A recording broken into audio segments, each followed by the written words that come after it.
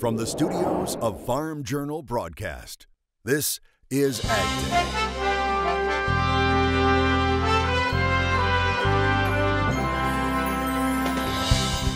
New numbers show the rural economy is feeling the weight of uncertainty. Equipment and grain bin prices are on the rise. In agribusiness, corn price fundamentals. Because when you look at the numbers itself, and if you're going to look at it from more of a fundamental perspective, we are severely undervalued. Digging into irrigation, are you putting on enough water? And making farm sense of high energy costs in rural America. AgDay, presented by the Chevy Silverado. High-strength steel for high-strength dependability. Good morning, I'm Clinton Griffiths. The economic health of rural America is showing a weak pulse as concerns linger about the impact trade tariffs are having on those economies. The monthly Creighton University Rural Main Street Index dipping lower from last month's reading. It slid from 56 in June to about 53 this month. A reading of 50 represents growth neutral. The RMI is based on a survey of rural bankers in a 10-state region, including much of the Corn Belt and Northern Plains. A subcategory of the RMI, the Confidence Index, sank to 43 from 49 last month. That measure reflects expectations for the economy 6 months out. When asked about the current trade skirmishes and tariffs, nearly 80% said those actions have had a negative impact on their local economy. International trade is a major driver of Texas' agriculture economy. We rely on trade each and every day to market the products that we work hard to grow. In fact, about 25% of the U.S. farm income is derived from selling ag products internationally. We are concerned with the blowback from the administration's decision to place tariffs on our trading partners. At that same hearing in Washington, Michelle Erickson-Jones testifying how the steel and aluminum tariffs are hitting her farming operation. She's a co-owner of Gooseneck Land and Cattle in Montana. She says the price of a grain bin shot up 20% from when she first inquired about buying additional storage. Earlier this year, we priced a new 25,000 bushel grain bin to increase our grain storage capacity on the farm.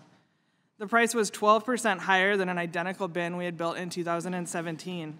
As we weighed our options, the bid on bin number 2 expired and we sought a second bid. In that time frame, the Section 232 tariffs had been enacted and our secondary bid was 8% higher than the one we had received just a few weeks ago. That amounted to a 20% increase from a bin that we had built just a year before. It's not just grain bins, but also the price of new farm equipment showing steeper price tags. Dennis Slater of the Association of Equipment Manufacturers telling AgDay farm equipment prices are on the rise as the industry faces a double whammy with tariffs. Slater says it's the price of both imported and American-made metal that's increasing as domestic companies aren't competing with cheaper imports any longer. And that's causing steel prices to jump as much as 30 to 50%. Some are passing on already and announcements are being made out there. Others are preparing their plans for the next 6 months, knowing that they have to do that. But they understand the price sensitivity here and that the farmers really are facing a time of uncertainty themselves. So they know this could have an impact on their sales. Slater says as equipment companies determine how much of the price increase they can absorb versus passing along to customers, equipment exports are also in jeopardy. He says 30% of U.S.-made equipment is exported. The European Union says it's already preparing measures to retaliate against the U.S. if President Donald Trump imposes tariffs on imported cars and auto parts. That threat comes as EU leaders prepare to meet with the president next week. EU Trade Commissioner Cecilia Malmström saying on Thursday that the 28-nation bloc would be forced to impose more rebalancing measures if Trump escalates trade tensions with the auto tariffs. They would come on top of tariffs the U.S. put on steel and aluminum imports, which the EU responded to with duties on U.S. products. And let's see how we can work together to address one of the main concerns in the U.S. is certain development in China. We share those concerns, and we conveyed them at the last summit with China. But we don't share the methods that the U.S. are addressing them with. So let's see how we can work together bilaterally, but also in different global forums. As you know, I've made no bones about it. They have massive trade barriers where our farmers can't sell there for the most part. They have other barriers on cars and lots of other things, even medical equipment, where it's very, very difficult to sell into the European Union. And they're going to be coming on July 25th to negotiate with us. We said if we don't negotiate something fair, then we have tremendous retribution. Malmstrom and the EU contingent will meet with the president on Wednesday. On the topic of NAFTA, Mexican Ambassador Geronimo Gutierrez saying NAFTA 2.0 talks could be completed by the end of this year. The ambassador to the U.S. was, quote, optimistic about what they've heard from Mexico's president-elect and his transition team. Gutierrez saying there have been technical meetings going on, and he thinks that's positive. Reuters reporting again Tuesday that President Trump is considering a separate trade deal with Mexico, followed by a standalone agreement with Canada. The pork industry says it's for the fastest possible solution to get back into Mexico without tariffs and trade disputes. We're for whatever works to restore our trade to Mexico and to keep that trade. So we've had zero tariffs in Mexico for quite some time, thanks to the NAFTA.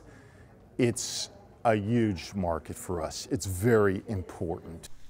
To the north, the Canadian Deputy Ambassador to the U.S., Kristen Hillman, says scrapping her nation's dairy supply management system, a proposal the U.S. made in recent talks, is, quote, unacceptable. Wildfires are burning out west, including this blaze east of Portland, Oregon. A tractor operator was killed fighting that wildfire as it scorched 70 square miles in a little more than 24 hours. Authorities say it appears the person was using the tractor to create a fire break on a wheat field which was burning out of control. Dozens of homes have been evacuated, and Oregon's Governor Kate Brown declared a state of emergency Wednesday. It marks the unofficial start to a Pacific Northwest fire season that's expected to be worse than normal. A couple of areas we're watching for potential drought development, it would be the Pacific Northwest. Now, last year we had a big wildfire season in the northern Rockies. I suspect it may be a little further west this summer because we've had our dryness more cascades and points westward, an area of the country we don't normally think about wildfires being a big deal. Our friend Kevin Dooling helped friends battle blazes this week in Oregon. He says this is a common scene across the state. Oregon isn't the only state dealing with drought and dryness. Mike Hoffman has more from the Show Me State and today's crop comments. Good morning, Mike. Good morning, Clinton. Let's start in Missouri, where folks have been hoping for rain. John Robnett of Ladonia, Missouri, posted these photos to Twitter. He says the field looks good from the road in eastern Audrain County, but taking a closer look, the corn is struggling with pollination and heat. Robnett says they had a few tenths of an inch Thursday morning and more chances through the day, but chances are corn won't be improving anytime soon. They're hoping for some rain, though, for their beans. And taking a look at the wind speed forecast, that storm system slowly moving across the upper Mississippi Valley, causing some winds this morning there and into the Great Lakes. Heading through the afternoon hours, the winds only pick up in that part of the country, as well as a few spots out west. Into the day tomorrow we go. Not a whole lot of wind to start today, just a little breezy there in Illinois, Iowa, into the Great Lakes again. And that will continue as we head through the afternoon with more wind coming into the western plains. We'll talk more about your forecast coming up, but first here are some hometown temps. Plan for the unexpected with weather forecast updates. Local forecasts are delivered right to your cell phone each morning, making planning a little bit easier. Just text Weather 6 to 31313 to get started.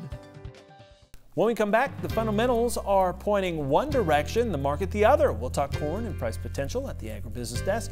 And later, digging into irrigation. Are you putting enough water down to keep crops growing strong? Ag Day, brought to you by new Delaro fungicide for corn and soybeans. Achieve personal best yields. In agribusiness, grain staying positive through the trading day Thursday. Let's see how those markets close from the CME floor in Chicago. And it is nice to see a string of positive closes, something we have not seen for a very long time in some of these markets, more specifically the corn and the beans. I want to touch first on the corn market. 360 is a big pivot point for us. Soybeans have tried to get a little bit of a relief rally, have gotten some consecutive closes in the green, which is nice to see, but it is go time. We need to see more than a relief rally here. Relief rallies, it looks like it's going to get sold into, so we need to get a close back above technical resistance. The pivot pocket for us for this November contract, 850 to 855. Cattle have gotten some really nice trade this week. We saw fat cattle close near limit up twice, which is a little bit better than we had been expecting. As far as the cash trade goes, not a whole lot developing here yet. We did see some trade at 112 on the Fed Cattle Exchange yesterday, and a couple passed on at 111. So shifting gears rather over to the feeder cattle, they've been very constructive, higher highs and higher lows since the middle of May, and I think we can continue to work higher and test those February highs of 156. This has been Oliver Slope with Blue Line Futures from the floor of the CME. Here at the Agribusiness Desk, we have Steve Georgie, Allendale Incorporated. All right, Steve, let's talk about this corn market. It's, I want to say it's been dynamic. We've been getting new information from USDA. What does that tell you? What do the numbers tell you right now with where we're headed? Well, the numbers and where we're headed are two different things. Right, okay. Because when you look at the numbers itself, and if you're going to look at it from more of a fundamental perspective, we are severely undervalued. Okay. But we are at the levels that we're at. Weather looks really good, so that unknown is still out there. But it's getting wrapped up in the emotion, the selling of just panic and fear. Right. And so that's really what it's become. Because if you look at the numbers specifically, USDA comes out and tells us 1.55 billion carryout for new crop. Right, which is low. That is low. You've got global ending stocks declining for the last 4 to 5 years. Yeah. Now you've got declining ending stocks here domestically. When you look at where that number should be, probably closer to 450 to 470, but no one's going to say that. Right. And so when you look at where do we at versus what USDA is trying to tell us, they're telling us that we're undervalued. But nothing's going to change yet until we start to see some of this news or some of this emotion, this mentality that we're in right now with all the tariffs and everything else. Right. That now needs to shift. That buying will probably come back in very quickly when it happens. But as of right now, that emotion is still in some trouble. Yeah. Part of you mentioned the tariffs, and part of that is this whole dynamic export picture. Exports of corn haven't been too terrible, right? No, exports have been good. The demand has been good. Everything about it really has been good except for the emotion that is involved. But the idea is still, since USDA did not change the yield on this past report, the expectation now is to change the yield on the next one. Okay. And so you get good to excellent ratings where they're at. The expectation to see this big crop yet is still looming. Yeah. And so that is still something that's probably coming ahead that we now need to pay attention to. Just kind of weighing on this market. Yes. Okay. All right. Well, it is an interesting summer, and who knows what the weather's going to do over the next month or so. Appreciate it. Thank you for the insights. We'll be back with more AgDay in just a minute. To talk to Steve Georgie one-on-one, call Allendale Incorporated at 800-262-7538 or head online to allendale-inc.com.